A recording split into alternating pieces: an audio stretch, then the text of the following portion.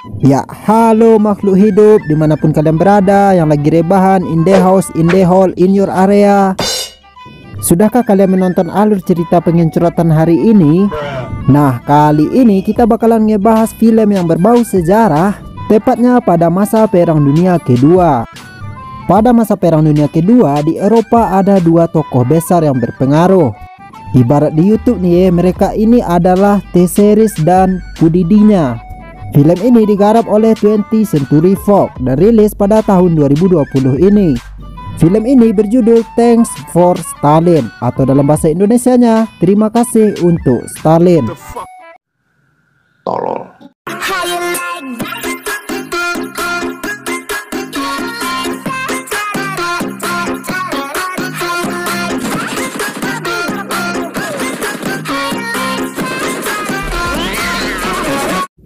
Cerita dibuka dengan kekalahan Uni Soviet atas musuh bebuyutannya Jerman pada Perang Dunia Kedua. Dan penyebab kekalahan itu adalah banyaknya tank yang tidak diuji coba terlebih dahulu dan banyaknya tank yang udah rongsokan yang dibawa ke dalam perang tersebut. Dan setelah kekalahan ini, Stalin pun membuat sebuah parade dengan menyuruh semua pabrik lokomotif agar membuat tank yang baru untuk pasukan merah Uni Soviet. Scene pun berpindah ke sebuah pabrik lokomotif yang berada di kota Kharkov, Uni Soviet. Terlihat seorang letnan yang sedang berusaha mengirim surat kepada Moskow, atau tepatnya kepada Stalin, kalau mereka tidak akan mengirim tank dalam parade tersebut. Semua itu disebabkan karena pabrik ini baru menyelesaikan tanknya dan belum diuji coba, sedangkan parade itu sudah semakin dekat. Dan masalah lainnya adalah mereka tidak memiliki kereta untuk membawa tank ini ke Moskow, sedangkan jarak Kharkov ke Moskow adalah setengah negara. Tapi sang arsitek tank atau si pembuat tank tidak mau hasil karyanya dibuang begitu saja. Dan hal lainnya, jika mereka tidak mengirimkan tank, tentu saja Stalin akan marah besar. Yang membuat tank ini bernama Mikhail, dan dia tetap ngotot akan pergi ke Moskow bagaimanapun caranya. Akhirnya mereka pun membuat rute terdekat bagaimana agar bisa sampai ke Moskow dalam waktu 7 hari. Mikhail ingin dua prototipe tanknya harus masuk ke parade tersebut bagaimanapun caranya. Dan mereka pun akhirnya akan memulai perjalanan tanpa kereta, hanya menggunakan tank yang baru saja mereka buat, dan itu semua tidak boleh ketahuan oleh warga sipil.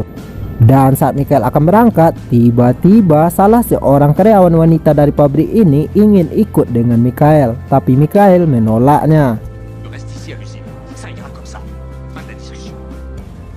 Perjalanan mereka pun langsung diawali dengan pertanda buruk, di mana sebuah tabung gas yang akan mereka bawa disabotase oleh seorang impostor. Si penyusup ini pun yang berasal dari pihak Jerman melaporkan kepada atasannya di Jerman kalau akan ada perjalanan tank dari Kharkov ke Moskow. Dan si kolonel mempunyai rencana sabotase di tengah perjalanan mereka.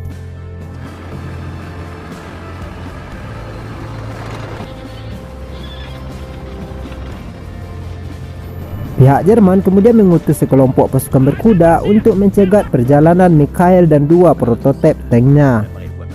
Lalu supir dari truk rombongan Mikhail tiba-tiba dikagetkan dengan adanya seorang penumpang gelap di mobil mereka. Dan kolonel yang menumpang dengan truk tersebut menyuruh supir ini berhenti dan memeriksanya. Dan ternyata itu adalah Lida, salah seorang karyawan yang tadi ingin ikut bersama Mikhail. Lida pun mengatakan kalau salah satu tabung gas di truk tersebut mengalami kebocoran atau disabotase. Tapi si kolonel malah tidak percaya, dia mengatakan Lida membangkang kepada negara. Dan si kolonel langsung menjadi percaya ketika tabung gas itu meledak. Tak hanya sampai di situ, mereka pun akhirnya ditemukan oleh pasukan berkuda milik Jerman. Mereka yang tidak mengetahui kehadiran pasukan berkuda itu pun akhirnya melanjutkan perjalanan. Baru saja akan melanjutkan perjalanan, mereka dicurigai oleh sekelompok penduduk lokal. Warga itu pun melaporkan kepada ketua mereka kalau dia melihat ada orang yang baru saja mencuri dua buah traktor yang ukuran traktor itu adalah sebesar gunung.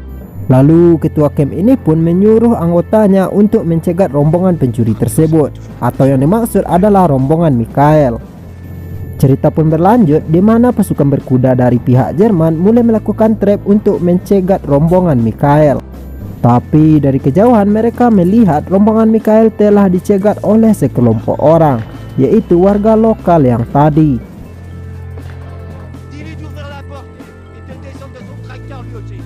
Rombongan warga sipil tersebut kemudian membawa Mikhail dan 2 buah tanknya ke camp mereka.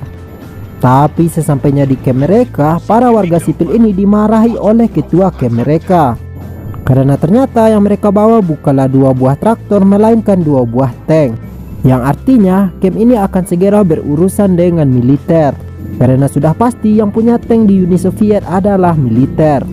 Tiba-tiba saat ketua camp ini lagi marah-marah, datanglah pasukan berkuda dari pihak Jerman yang ingin membayar tank tersebut. Ketua camp ini pun kemudian menemui Mikhail di sebuah rumah tahanan di mana Mikhail ditawan oleh anak buahnya, dan dia mengatakan ada orang yang ingin membeli tank Mikhail, tapi dia tidak tahu itu siapa. Dan si kolonel pun tahu kalau itu adalah pihak musuh.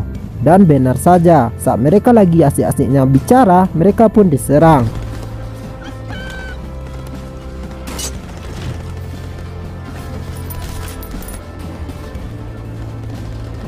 Desa ini pun menjadi amburadul karena mereka diserang secara mendadak. Mikhail pun langsung lari ke tanknya untuk berlindung.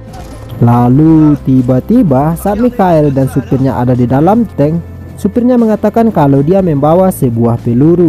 Katanya untuk jaga-jaga aja, kalau mereka menang parade mereka akan menembakkannya sebagai kembang api. Hanya butuh 1 hit bagi tank Mikhail untuk menghentikan penyerangan itu. Dan setelah penyerangan itu, ketua camp menemui Mikhail dalam keadaan marah-marah. Lalu setelah Mikhail menceritakan semuanya kepada ketua camp tersebut, kenapa dia berjalan-jalan dengan tank yang tentu saja tujuannya untuk negara. Dan mendengar semua itu, ketua camp ini pun membantu Mikhail dengan memberi sedikit bahan bakar. Ternyata mereka memiliki banyak solar di sana. Mikhail pun kemudian melanjutkan perjalanannya ke Moskow. Tapi di tengah perjalanan, lagi-lagi Mikhail dihadang oleh sekelompok militer penjaga perbatasan. Mikhail yang melihat militer ini yang hanya memakai kuda, dia pun langsung menerobos begitu saja. Yang membuat para tentara ini menghubungi anggotanya yang lain.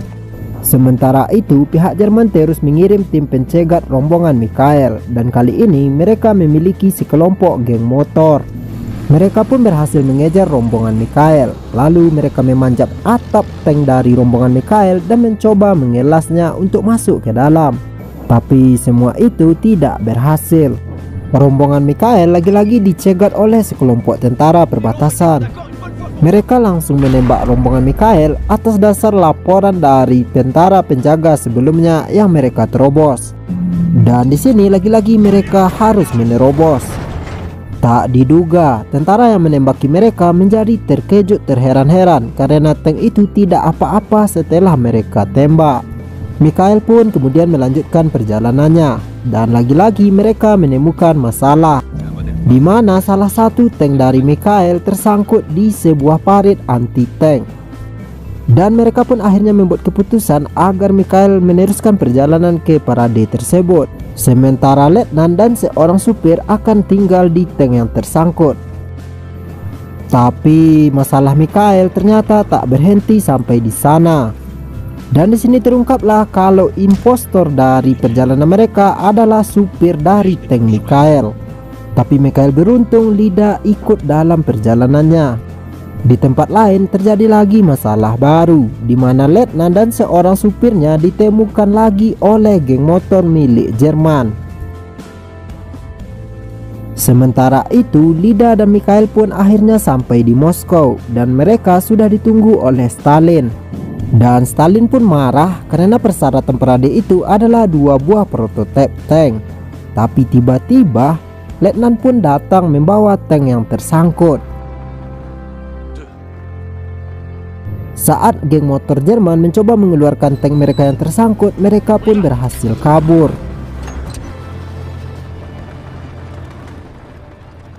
Stalin pun kemudian menguji tank tersebut. Lalu setelah mendengar cerita bagaimana tank itu bisa sampai ke parade tersebut, Stalin pun memutuskan tank ini bernama IS-2, dan tank inilah yang membuat Uni Soviet berhasil menang melawan Jerman di Perang Dunia Kedua.